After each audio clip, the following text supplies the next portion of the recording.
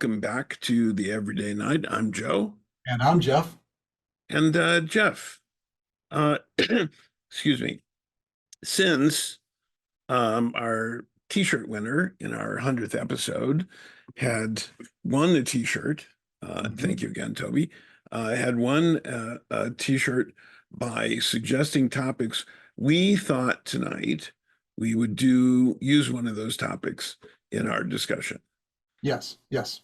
And we may touch on some of the others in other episodes too, but this one I think is right on the target of the kind of things that we have always meant to talk about here. So Yes.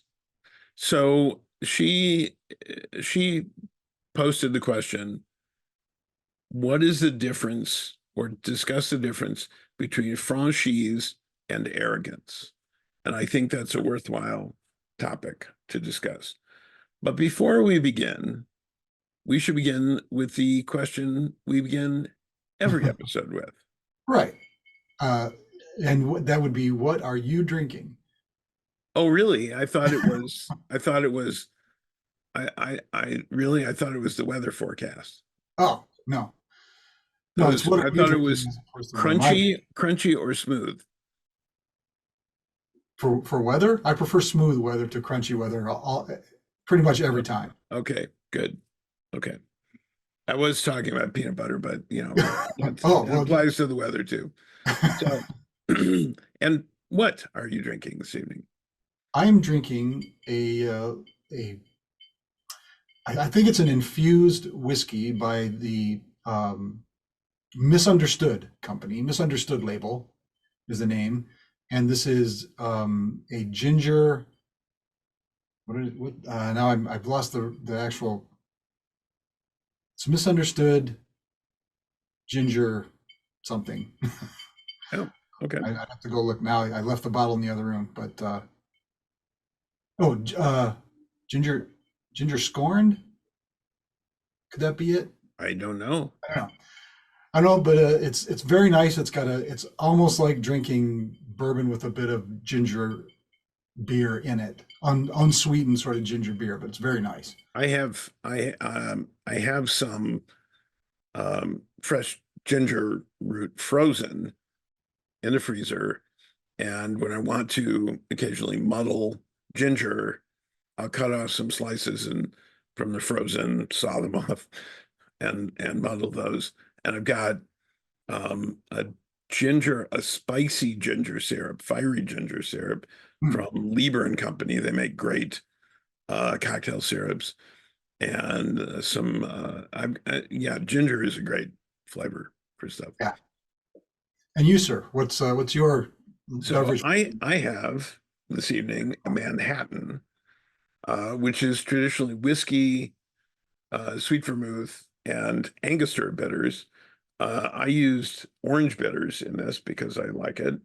And the whiskey is an interesting story of the whiskey. It is Few, Few, American whiskey. Few is named after Frances E. Willard, one of the founders of the Women's Christian Temperance Union, Huh. a organization that was opposed to alcohol. Liquor in any form, Yes.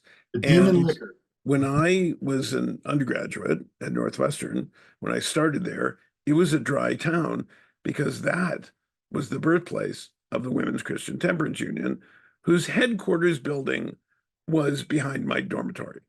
And And did you and salute there every time you took a drink? Did you just, turn to the? well, it was a dry town, but we could get so Evanston borders on Chicago. It's the first city north of Chicago. And the Right. dividing line is Howard Street. And the south side of Howard Street is Chicago, the north side is Evanston. The south side of Chicago, of Howard Street, bar, liquor store, bar. Right. And you could phone in an order to a liquor store, and they would, if it was over a certain amount, they'd deliver it to the dorm. Somebody had to Ah, sign for it, but that was pretty easy to pre-Uber do. Eats. You know. Yeah. So this is made with Few American whiskey. I've said that um, it's the body of Frances E. Willard spinning in her grave would generate enough power to light the city of Evanston because they named a liquor company after her. So Nice. The best cheers. revenge, right? Yeah. Cheers. Mm. So I think before we begin to discuss the difference, we have to define our terms here. Right, So and franchise is always fraught when talking yeah, about and definitions. I have my own definition of it, and and I've shared this before. I view franchise as related to the modern use of the word the franchise, meaning the vote. And similarly to the vote, it means that uh, if you have an opportunity to do something good, you have the duty to do it. So Right, if you have the right to vote, to exercise the franchise, you have the duty to vote. And right, that for me is the clear example. That was what franchise means. You have the ability to see what needs to be done. Therefore, you have the duty to do it. right. And you have very similar to you have educated me in Yiddish enough to Yes, recognize this also as a mitzvah. a mitzvah, which is Very similar. not Yiddish, it's Hebrew, but it's Sorry. yeah, but that's okay. Closely related in a lot of ways. But yes, it's a mitzvah, which means simultaneously a commandment and a good deed. Hmm. So So it's like the opposite, that this is a good deed, therefore you are commanded to do it, rather than it is a combination of it's a and it's and right, yeah, it's both. It's yeah, both at the same time. And for me, that symbolizes that or encapsulates the meaning of franchise for me. And I've said to in our reenactment organization, medieval reenactment organization, the Society for Creative Anachronism, when someone is on preparing to be elevated to knighthood, I have said to them during the period when they are sitting, taking advice, contemplating their new position, their new station.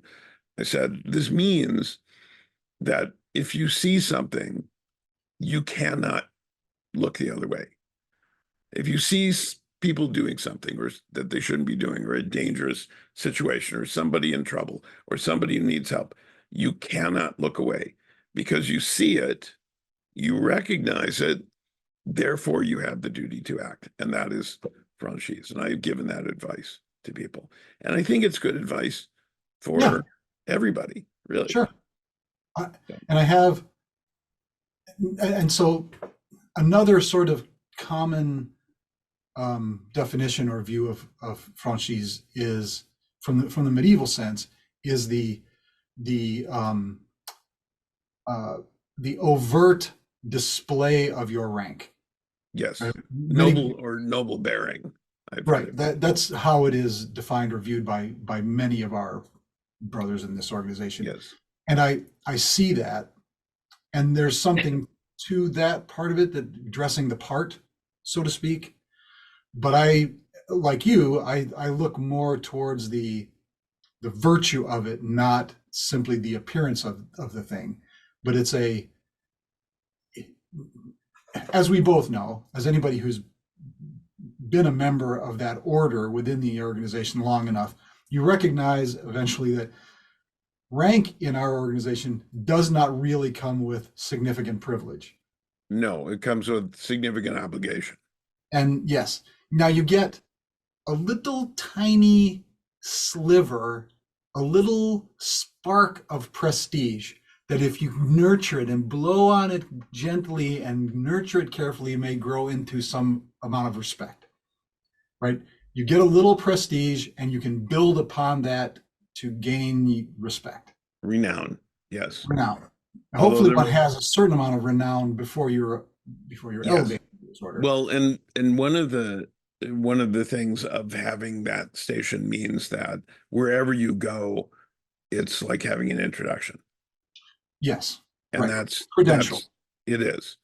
Um So my, my definition of franchise is not only are you obligated to act, you are obligated to use whatever that little bit of advantage you have, that privilege, that little tiny little bit of prestige that you get with elevationist orders.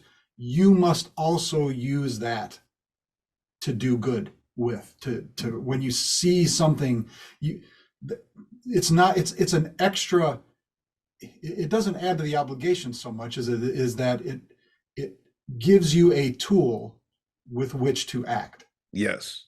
Yes. So Um, that's where I get yes. with that.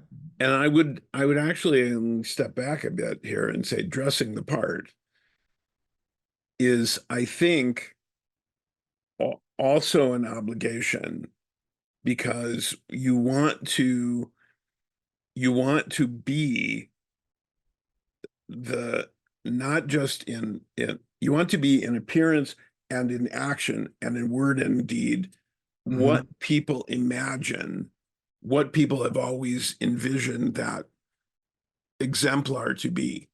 And that is the obligation. So dressing the part is part of the obligation of fulfilling that role Correct. completely. And, we've talked about that with regard to sprezzatura, Mhm. where, you wear all the virtues like you're wearing a clothing, comfortably, well-fitting clothing that you're comfortable in. But the clothing itself is significant. Your presentation's important. Right. And I've certainly counseled students, advised students, taught students about their own presentation for a professional situation. Right. And it's uh, inspirational and aspirational in a way too. That Yes, here's the example we are expected to be. So if I, you're being yeah, offered this opportunity, this privilege, you should take on the responsibility of being something someone wishes to emulate. yes. And it doesn't mean perfection. It's, as you No, no, said, certainly. aspirational. But it's that Dunning-Kruger, the more you know, the more you understand how much there is yet to know and do and accomplish. And that's humility too.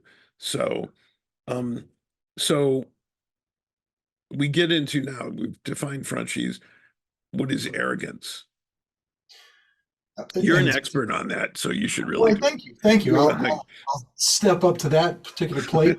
Um, Arrogance is the expectation that you are or will be superior in any situation and therefore deserve respect and deference and all and these other things that we talk about. That this is arrogance is you already believe yourself to be worthy of respect and therefore you demand it of Right. those around you, that you it goes beyond mere conceit.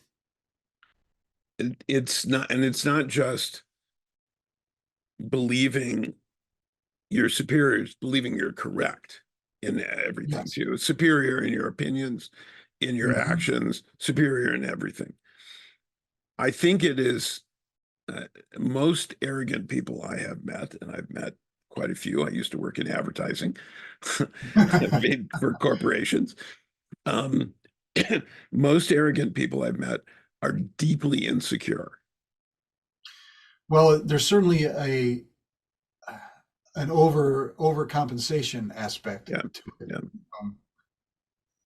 Yeah, and I've that's certainly when you chip at someone's arrogance. If you are willing to stand up to someone who's arrogant, you can find their flaw fairly quickly.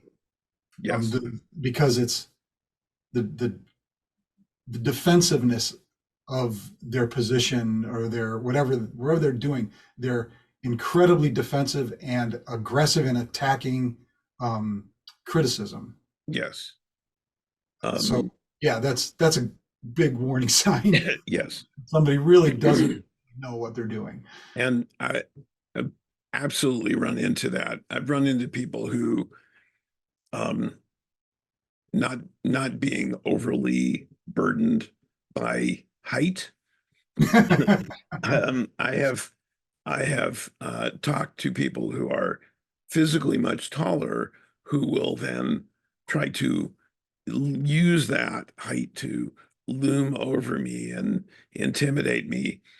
And the biggest thing I have to restrain myself from is laughing at them Yeah. because they think that's going to intimidate me. That's And your argument, being tall? Oh, yeah, okay. yeah, exactly. Well, Um, this and always I also sometimes what I will do is I'll talk quietly because then they have to lean in. Now I control the space. And so, yeah, maybe their back will be sore by the end of the yeah, conversation. I've done That's that all. in the classroom too, where get everybody's attention. I'll talk a little more quietly because then everybody has to concentrate to listen. Right. So, and then I explain what I'm doing. So, and then they go back to, you know, texting. So, This reminds me often when we have this kind of discussion. It reminds me of a book that I gave you to read many years ago that we both very much enjoyed called Shibumi, mm, by yeah, Trevanian, the author of the Eiger Sanction, for those old enough to remember what that was. Uh, and there's a scene where the main character, who is it's a funny sort of a book in that it turns the sort of James Bond international villain and the international spy to the opposite protagonist and antagonist. The main character is an international assassin, but he has this very strict code that he lives by, and but he invites his antagonist, who's I believe a CIA agent, Agent Diamond, right? And yeah. invites him to his home for dinner, like a supervillain would do. You invite him to your lair to have a lavish dinner, and so you can get a read on him. And so he invites this agent over. So, do you expect me to talk? No, I expect you to dine. Yeah, I but expect you he's see what I did there? Dine, not I and expect yes, you to dine. very nice, very nice. Thank you, thank you. So they're sitting at dinner, and Agent Diamond, in this the way it's written, you spend a certain amount of time in Agent Diamond's head, and he is very much concerned with his image as an agent and as a tough guy and like a James Bond character. He thinks of himself like a Yeah. James Bond character. So there's a wine served, and of course, like Bond, he considers himself a connoisseur, and he takes a sip of the wine and he says, "Oh, I don't know, Chateau Mont Blanc 49, very nice." And the main character looks at it and goes, "Is it?" And he sets it down like he doesn't care. Yeah. And throughout the rest of dinner, Agent Diamond is absolutely obsessed with, did I get it wrong? Did I make a mistake? Does he think I'm a fool? What is, and they go through the whole dinner, and this throws Diamond completely off his game. And at the end of the dinner, he's going to let him go. He's gonna, thank you for coming to dinner. Here's the door. You may leave. And as he leaves, Diamond turns to him and he says, "I must know. Was it the Chateau Mont Blanc 49? And Nikolai, the main character, says, "Yes, of course it was." He goes, "Ha! I knew it." And Nikolai says, "No, you almost knew it." Yeah. So if you I knew it, think you wouldn't have to ask. I think my favorite part of that book was the Volvo he drove.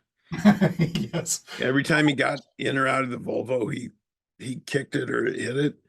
And he said it never ran well, but it always ran.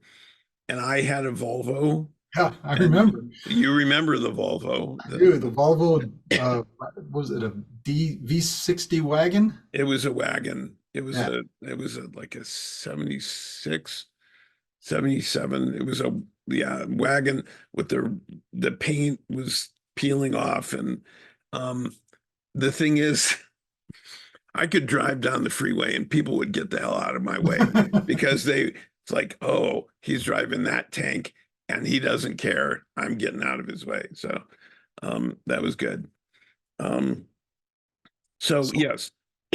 So arrogance. I think also is that as I said, from a deeply insecure place for a lot of people.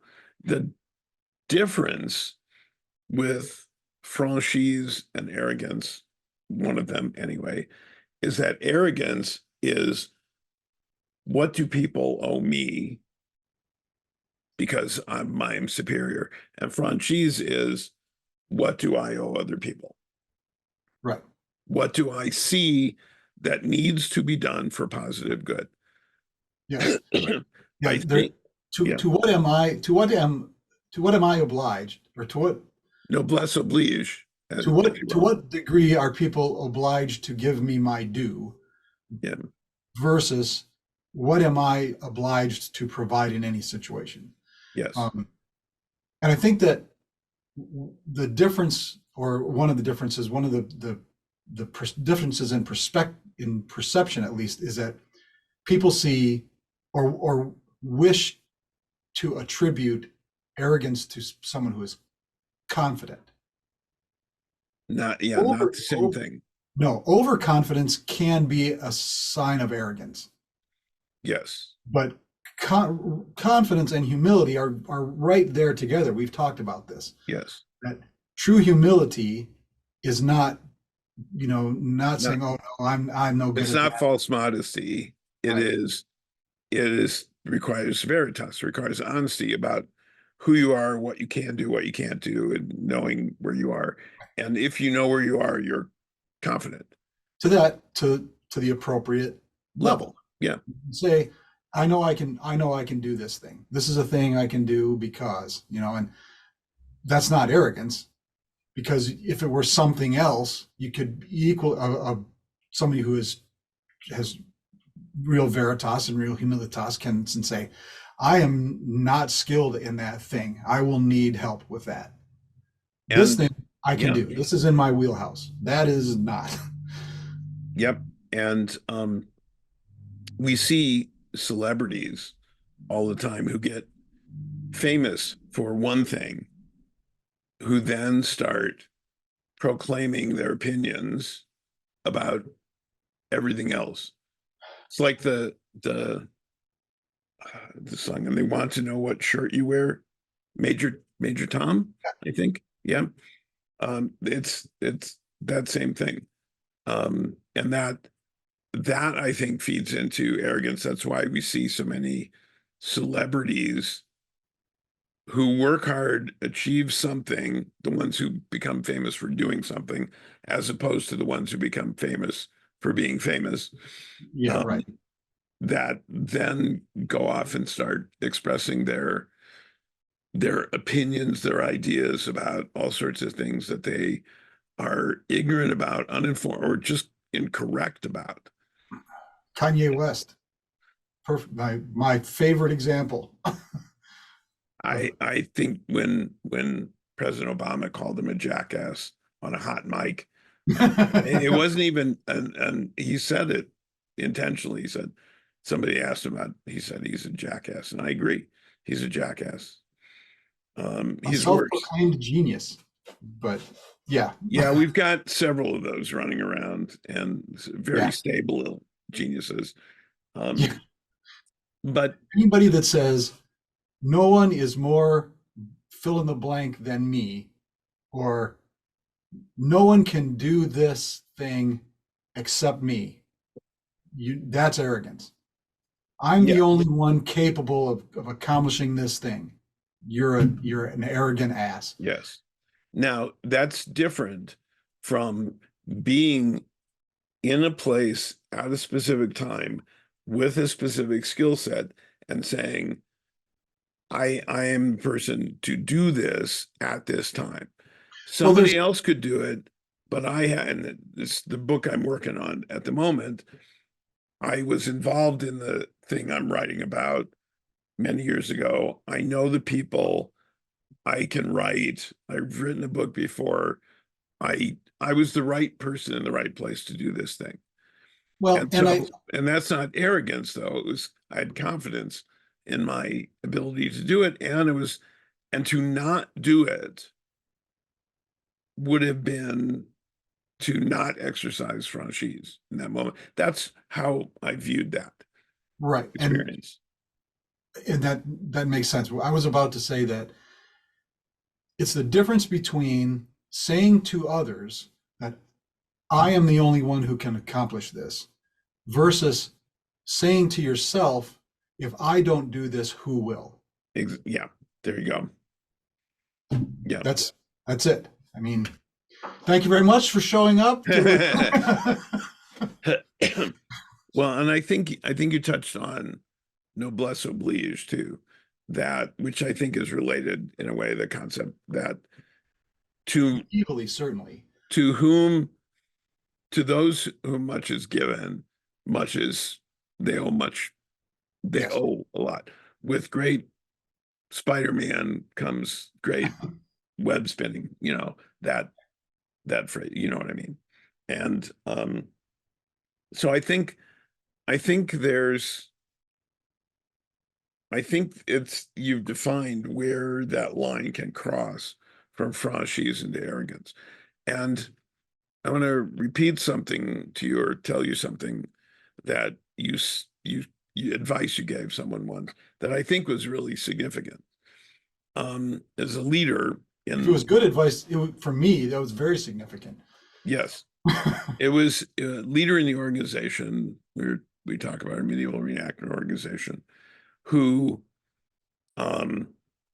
very thoughtful person, smart person, who saw a situation and then by himself thought of a plan for how to address it and thought of every obstacle, every objection, figured out how to get around it, and then presented the plan, both the situation, the problem that needed to be addressed, and the plan for how to fix it as a fait accompli. Here's the thing. And every time somebody asked a question, he said, "No, I thought of that. What about, it's not a problem. I thought about it. I thought about it," until people stopped making suggestions. So there's arrogance in requiring that to do the thing that if I don't do it, who else will? Requiring other people to have to execute it for you. Right. That's crossing over. It's like, if I don't do it, who else? Well, all these people who I will make do it. Yeah. That's who will do it because they will do my bidding because I have the plan and I don't need any of their stupid ideas because I figured it all out. Yeah. I don't And need these people holding me back. I just need right, them to do the work. right. And the problem with that, there's a well, tactical, functional problem with that in terms of getting people to buy into your solution. It's not going to work. And it's arrogant because you're not allowing other voices to contribute ideas that may prove to actually improve it. Right. They actually improve the idea. So that was some advice you gave once, and I think that was really significant. Wait, I missed the advice part. The advice you said was, don't, I will clarify, don't simply figure it all out and then go to people and tell them what they're going to do to execute your plan. Oh, Go okay. to them and say, I see this situation. I think it's a problem. Do you agree? Get their input. Okay. If they agree it's a problem, say, let's talk about how we can solve this. We can solve this. What do you think? What do you think? What do you think? Okay, let me suggest some of what I think.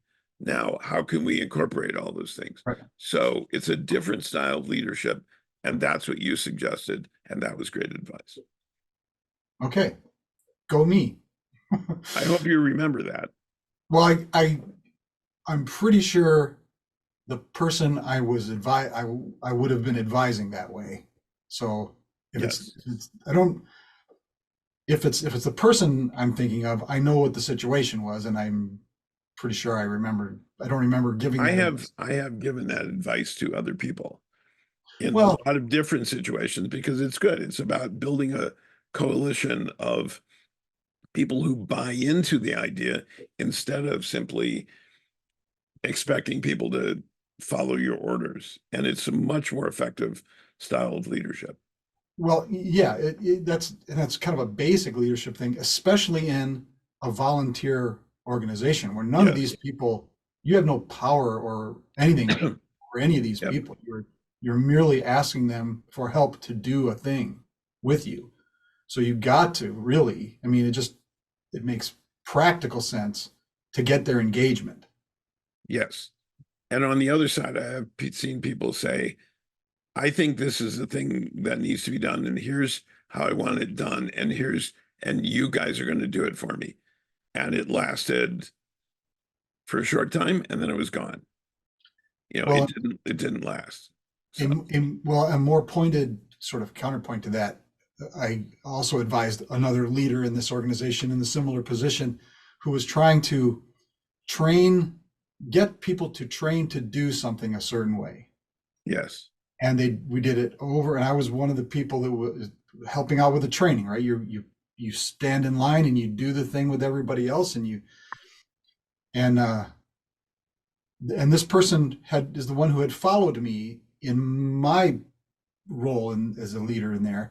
So we're doing this thing over and over again, and it's hot, and it's a physical activity, and we're all dressed inappropriately for hot weather, and we're doing this thing over and over again. And he says, "No, do it again. No, here, like this. Do it this way. Do it again.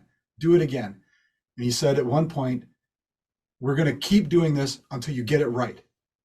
And at which point I stepped very visibly, stepped out of line, turned and left, Hmm. put down my equipment and waited until the last try of the exercise.